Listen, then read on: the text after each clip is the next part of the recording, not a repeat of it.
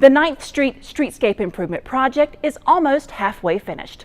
The city's Public Works Department wants to offer an update to anyone who plans to visit, shop, or do business in the area anytime soon. So the 9th Street project is a public-private partnership between the City of Durham and CPGI Regency.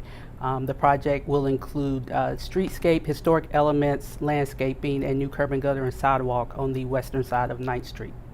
The $632,000 project is taking place between Main and Markham Streets and has been divided into phases. So we made great progress over the last few weeks. We've had really cooperative weather, and we're nearing the 50% mark in terms of completion.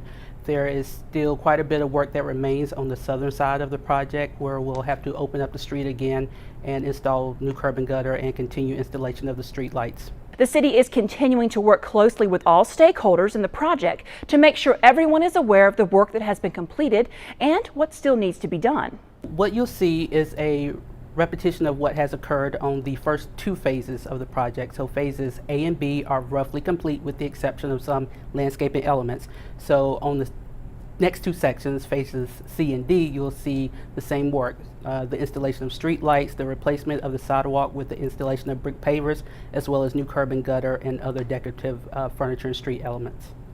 While the construction continues, plenty of parking will still be available. As of this week, visitors should have access to most of the parking along 9th Street.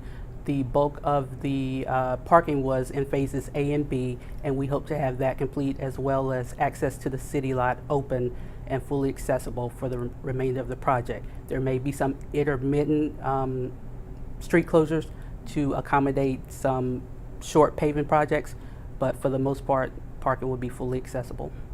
Public Works staff say they are on track to meet the January 31st deadline, barring any weather delays or other unforeseen circumstances that could slow the project down.